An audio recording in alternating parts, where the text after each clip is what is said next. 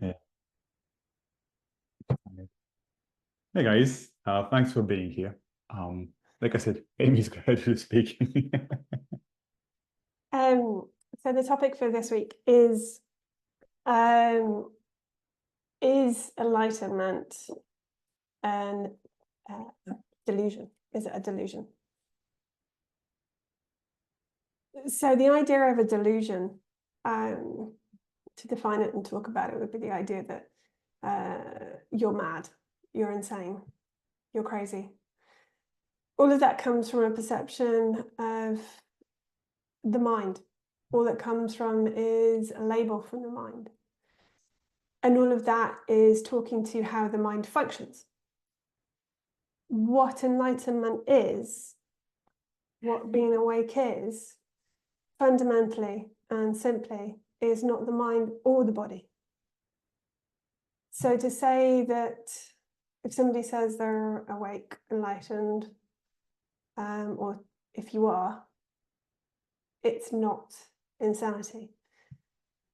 And the simple reason being is it's the mind acknowledging that it's not, that you are not a thought. So what you are is not the body. It's very easy to look externally, because that's really what it comes down to, is when people say, oh, well, enlightened people, it's, they're insane, it's a delusion. What's actually happening in that instant is the mind, in a separate person, individual, is looking at something else, someone else, and having an opinion. We speak opinions all the time. And that is simply the expression of an opinion. An opinion is a thought that's expressed. So no, enlightenment isn't a delusion. That's literally, it's just the expression of an opinion. Enlightenment, simply put, was everything that I was looking for. And also everything I wasn't looking for. I only started looking for something because of an experience of myself. Previous to that, I was never on a spiritual search. I was never looking for something else. I was looking for a better experience of life, but I wasn't looking for a spiritual something. And that's what enlightenment really falls into, is until that moment where you see the self, you see truth, until that moment, what drives you forward is belief, it's faith, curiosity. And that's something that sits within all of us, is that search for truth. That's why people are so obsessively talking about it now. What's true? What's true? What's truth? Let's fact check. Because everything that is expressed is an opinion. There are boundaries in this world. If I have an apple in my hand and drop it, it will fall to the floor because of gravity. And that's what exists in this world. That's a boundary in this world. But if I talk about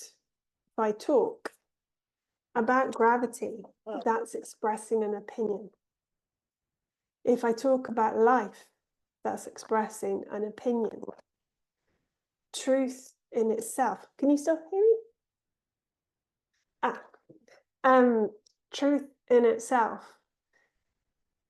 It's not an opinion. It's not a thing. It's not love. It's not happiness. It's not an individual thing. It's not a thing. You can't put a label. It's not enough. If you try to put a label on it, what you're doing is effectively a boundary that is relevant to the experience of life. It's a lot more. Je pense qu'on va a label, you can't put a Ah, ok, boundary merci. on what you are. Ouais, c'est ça. That is truth. A lot of people try Merci.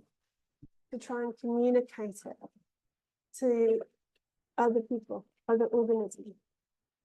But it's actually extremely difficult, and everybody talks about truth, the self, what we all really are, in a different way. Because what's happening is the body mind experience that's different for all of us is using your own experience, the own way that your mind works, to try to talk of truth. And your experiences that you have in life itself will very simply give you a different description of truth, of the self.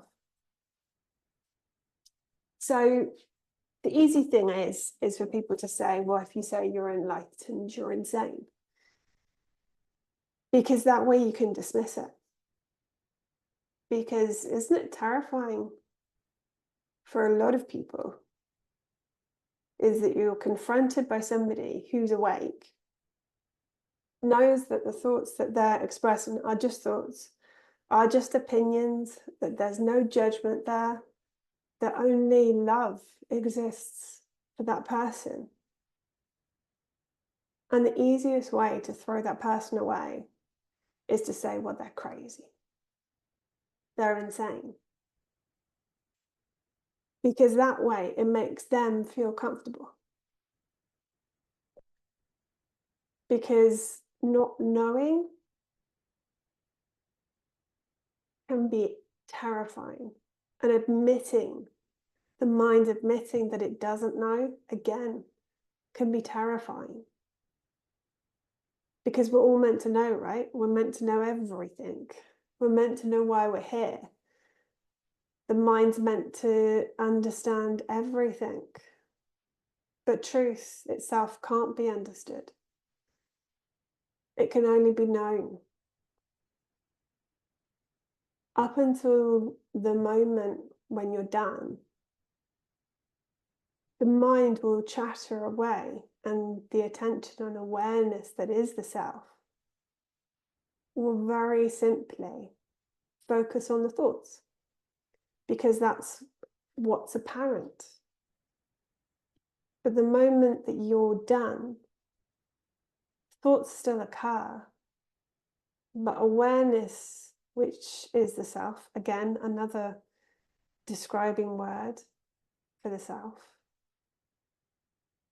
doesn't necessarily put value in it, because he knows that there's no value. The mind knows there's no value in the thoughts. We have hundreds, thousands, I don't know how many thoughts a day. No one individual thought is more important than another. It's just a thought.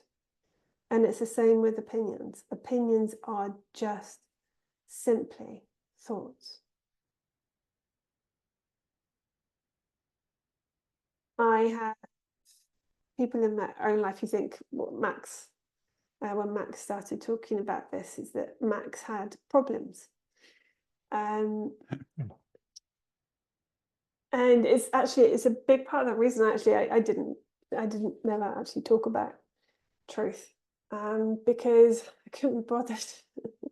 I couldn't be bothered talking to people in my own life about it, because I know they're still in a search for simply a mental and physical experience.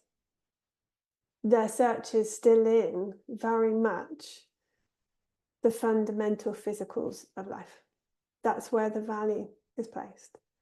They don't search beyond the boundaries that we see in this world.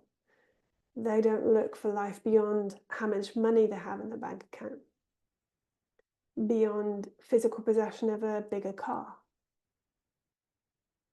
And those are all boundaries that are created by the mind. It's all limitations that the mind has.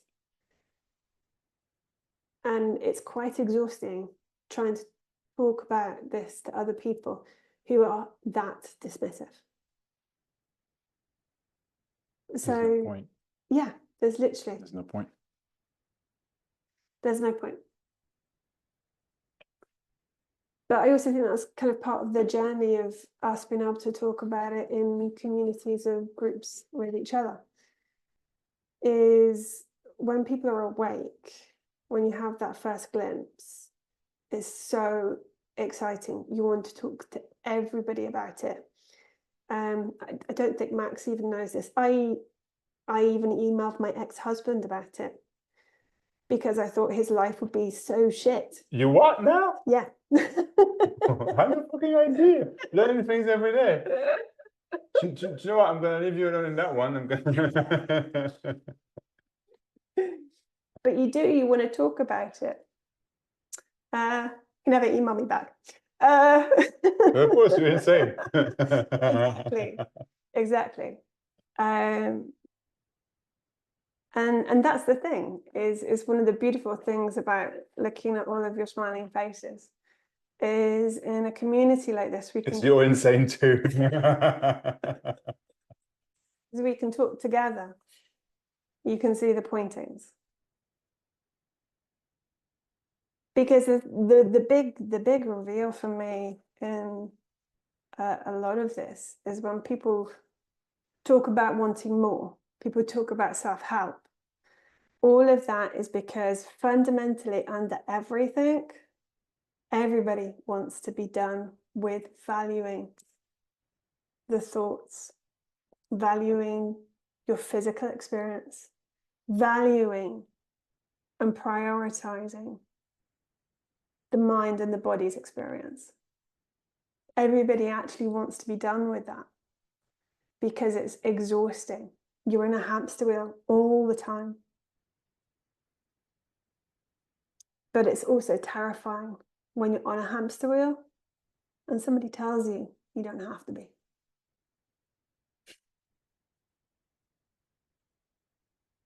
That the hamster wheel isn't there. I know there's a hamster. No, there is the hamster. I got nothing to say, don't look at me. Here you go. Go and marry your ex-husband about it. Oh, Lord, no.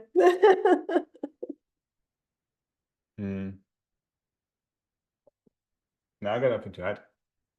Um, Other questions? Sorry, yeah. No. I would add one further thing, more just from my own experience. Well, a conversation. My brother has an experience of truth. And he then did exactly what I think everybody does, is afterwards, he then described the experience.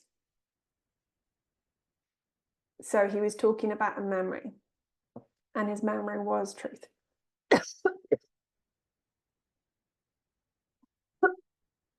He'd been out in India in an ashram for months. And during his time there, he had an experience of truth. And he literally lectured me about how he knew exactly what Max was talking about because he had an experience. And this is a common thing that we all do. The experience of truth is so strong. The first time you know, the first time you see,